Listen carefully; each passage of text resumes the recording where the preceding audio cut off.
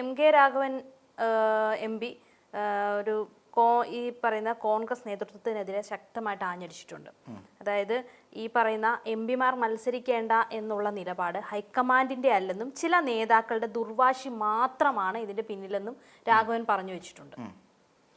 തീർച്ചയായിട്ടും അതൊരു ദുർവാശിയായി തന്നെ നമുക്ക് കാണേണ്ടി വരും.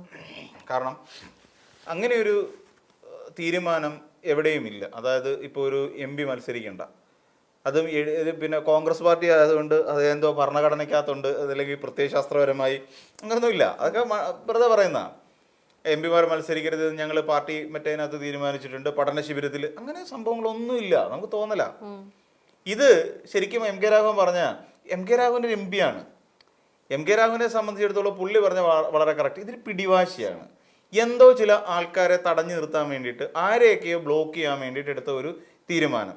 ആരെങ്കിലും ബ്ലോക്ക് ചെയ്യുക എന്നതിനപ്പുറത്തേക്ക് ബ്ലോക്ക് ചെയ്ത് നിർത്തിയതിന് ശേഷം അവർക്ക് മേലെ പറക്കാൻ വേണ്ടിയിട്ട്, അവരുടെ മേലെ കൂടെ പറന്നിട്ട് ഒരിടത്ത് പൊസിഷൻ എടുക്കാൻ വേണ്ടി ചിലർക്ക് അല്ലെങ്കിൽ ചിലർക്ക് വന്ന് നിൽക്കാൻ വേണ്ടിയിട്ടുള്ള ഒരു കളി അതിനുവേണ്ടി നടത്തിയതാണ്. അല്ലാതെ MP-മാർ മത്സരിക്കരുതെന്ന് ഇവിടെ ഭരണഘടനാപരമായിട്ട്, പിന്നെ അങ്ങനെ ഭരണഘടനാപരമായിട്ട് ചിന്തിക്കാൻ കോൺഗ്രസ് പാർട്ടിക്ക് ഭരണഘടന ഇല്ല.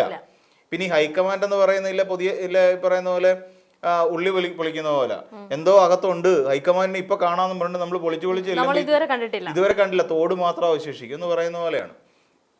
പിന്നെ ഈ പറയുന്ന പോലെ ഇവിടെ നമ്മൾ പരിശോധിച്ചാൽ ഇവിടെ നിന്നാ വിജയിക്കാൻ പറ്റുന്ന ഒരുപാട് MP-മാരുണ്ടായിരുന്നു. ഇപ്പം ഉദാഹരണം പറഞ്ഞാൽ ഷാഫി പറമ്പിൽ, ഏതെങ്കിലും ഒരു മണ്ഡലത്തിൽ നിർത്തിയ ഷാഫി പറമ്പിൽ ജയിക്കും. പാലക്കാട് നിർത്തിയാൽ മതിയായിരുന്നു. ഷാഫി പറമ്പിലിന് ഉറപ്പായിട്ടും പാലക്കാട് സീറ്റ് കിട്ടിയേനെ. ഇത്തവണ പാലക്കാട് വലിയ പാടാണ്. നമ്മളറിയണം, പാലക്കാട് ഇത്തവണ ഭയങ്കര പാടാണ്. പിന്നെ ശോഭാ സുരേന്ദ്രൻ മിക്കവാറും അത് ഈ പറയുന്ന തോന്നിയ ദിവസം എല്ലാം പറഞ്ഞിട്ട് ശോഭാ സുരേന്ദ്രൻ കൊണ്ടുപോകാം സീറ്റ്.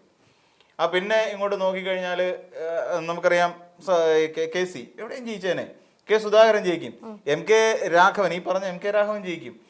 കൊടിക്കുന്നിൽ സുരേഷ് വേണമെങ്കിൽ എവിടെ വേണമെങ്കിലും നിർത്തി ജയിപ്പിക്കാം. എവിടെയെങ്കിലും പറ്റില്ല, കൊട്ടാരക്കരയുമായി ബന്ധപ്പെട്ട് എവിടെയെങ്കിലും നിർത്തി ജയിപ്പിക്കാം. അപ്പോൾ അങ്ങനെ ജയിക്കാൻ സാധ്യതയുള്ള നേതാക്കന്മാരുണ്ടായിരുന്നു, MP-മാരുണ്ടായിരുന്നു. പക്ഷെ അവരെയൊക്കെ ഒഴിവാക്കി വിട്ടിട്ട് ഇവിടെ നമ്മൾ ആലോചിച്ച് നോക്കിയാൽ ഇവിടെ ഇനി സംഭവിക്കാൻ പോകുന്ന ഇത്രയേ ഉള്ളൂ. MK രാഘവൻ അതാണ് ഇത്ര ദേഷ്യം. സംഭവിക്കാൻ പോകുന്ന കാര്യം ഇവിടുന്ന് നേരെ ഒരാൾക്കൊരു ബൈപ്പാസിങ് ചെയ്യും. ഇപ്പം KC വേണുഗോപാലിനെ സംബന്ധിച്ചിടത്തോളം ഇവിടെ എന്താ പറയുക, സമവായ മുഖ്യമന്ത്രിയായിട്ട് വരണം.